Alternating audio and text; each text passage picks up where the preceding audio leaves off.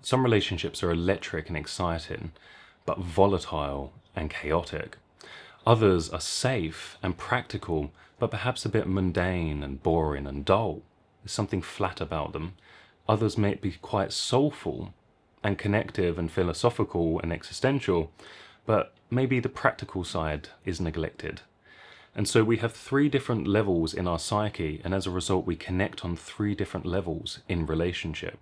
That's why in some cases you might feel quite connected sexually or spiritually, but on other areas there's a mismatch that leaves you feeling quite alienated or alone in the relationship.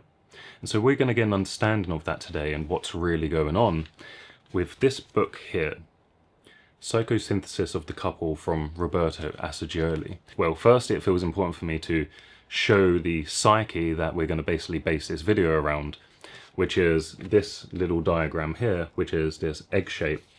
And so we have the higher unconscious, the kind of spiritual aspects of ourselves, the middle unconscious, the kind of everyday unconscious that we have access to, just everyday memory, and the lower unconscious where a lot of the complexes and trauma and different things like that operate. That's a very simplistic way of putting it, but we're going to cover more as we go through. So first of all, if we look at how we connect on the lower unconscious level of the psyche, it would look like this.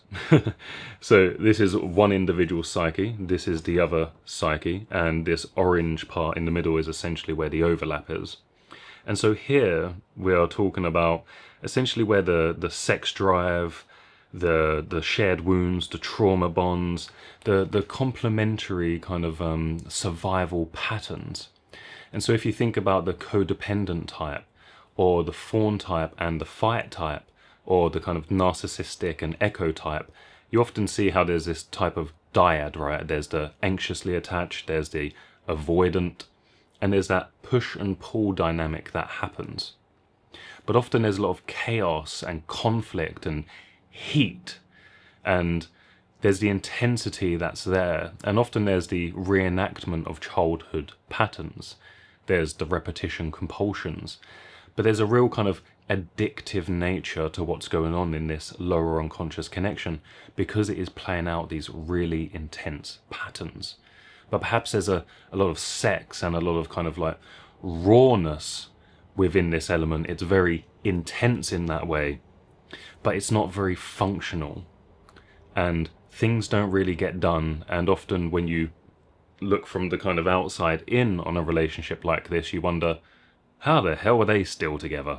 And what the hell do they see in each other, right? There's just this constant kind of conflict and mess. But because of the intensity and the trauma bonding, they both can't seem to leave, or they both can't do the inner work themselves to heal and to kind of, heal enough to actually have to leave a relationship like that. So that is connecting on the lower unconscious. We then also have the middle unconscious, which I don't have a drawing of because it's difficult to draw a middle connecting on an egg. But this is where the real practical sides of things are. And here some of the issues that develop can often be around the relationship ends up feeling a bit dull, a bit flat. It's just orientated around the level of practicality. What needs doing in the world? So what's going on with the kids? What's going on with your family? What's going on kind of, with the next TV show or something like that. And it all orientates around, the bills that are getting paid, the practicality, who's taking the kids out next, who's bathing the kids. And you can see how this begins to feel like roommates or flatmates or just really good friends. But it lacks the spice, it lacks the kind of intensity of the lower. And it also doesn't quite have the spiritual flavor of the deeper, more philosophical or spiritual connection of the higher. And so if we primarily connect here and the other dimensions are denied or neglected in some way, then things get a bit flat and a bit dull. And so we then also have the higher unconscious connection, which is this aspect here of connecting on the top of the egg diagram, where there can be like a shared meaning, a shared vocation or spiritual aspiration. But if we stay too much up here without the kind of realism of the kind of middle level or the sexual nature of the lower level, then here too there can be this kind of platonic, more philosophical connection where it stays in the world of ideas. Just talking about the ideas and the way the world works and the way everything happens, or perhaps there's a mutual spiritual practice. But maybe there's other areas of life that get neglected. The practical side, the things that do need meeting in the world, perhaps neither of you can kind of function and get things done in the way that they need to be. And so these are the three different levels, and perhaps we can aspire towards an equal overlap. And so when there's an equal overlap, you kind of get because one thing I missed out on the lower dimension is there's also the aggressive drives that live in this kind of lower unconscious shadow area. So that there can often be a kind of dominance hierarchy thing going on where there's a top dog and an underdog, and you're both wrestling and you're both struggling, trying to figure out who's the boss and who's the lower one here in this case. And you're wrestling, trying to figure it out. So we need those aggressive drives and that kind of boundary setting implemented in a relationship, as well as the sexuality which comes from the lower drive. And so there can be a connection on that level, but it doesn't just stay there in the chaos. If you have the middle element connected as well, the middle unconscious, then things can get done in the world. But then it can also have the philosophical or spiritual side of connecting in a completely different way as well.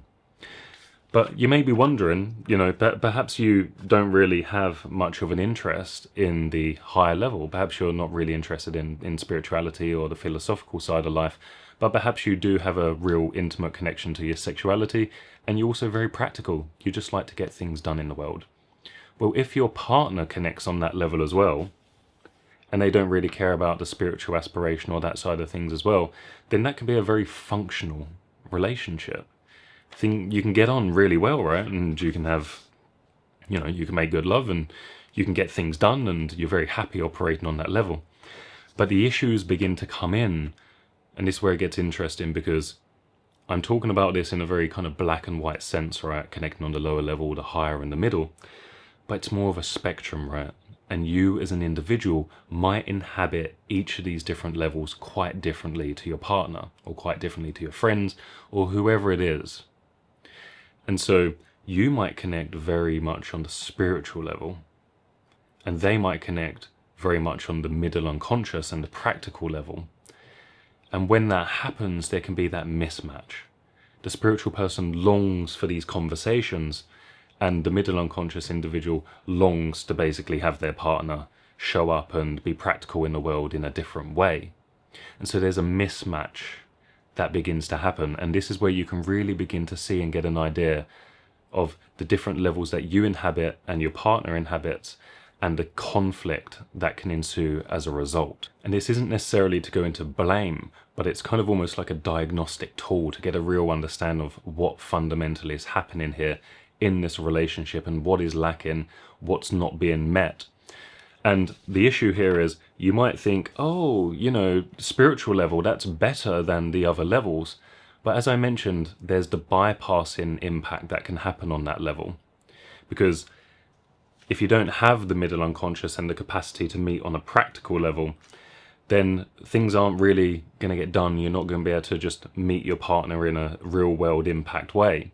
And so it's not about aspiring to get higher or lower. It's about understanding what levels are lacking development within yourself, so that you can begin to do the inner work in order to cultivate these different levels.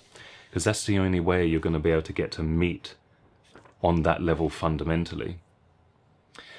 And so we've had a little discussion about that, but the interesting thing is the attracting factors to begin with. Because what can often happen as the psyche tries to reach wholeness is we might project the aspects of ourselves onto our partner that are lacking. And so if we're a very middle unconscious or we're a very higher unconscious individual, then for example the middle unconscious individual might project their spiritual aspirations onto their partner. They might find themselves attracted to their partner because of their spirituality, and vice versa. The spiritual person might find themselves really attracted to the kind of chaotic sexual woman. And that's what draws them together. And that's what begins to create a level of bonding, because the partner holds an aspect of us that is rejected within ourselves. And so as we get attracted together, there's this real kind of intense connection that first happens, because you experience yourself as almost experiencing more of these parts of yourself that you've pushed away into the shadow. But what begins to happen as the honeymoon phase wears off, as it always does, is we're asking this partner to hold these aspects for us, because we're not doing the work of integration ourselves. We're asking our partner to hold on to our spiritual aspirations and to keep holding on to them for us, in the same way that the spiritual person might kind of keep demanding that the other partner does all of the practical side of things, but they never come down to meet them on that level. They never do the work to really try and cultivate that for themselves.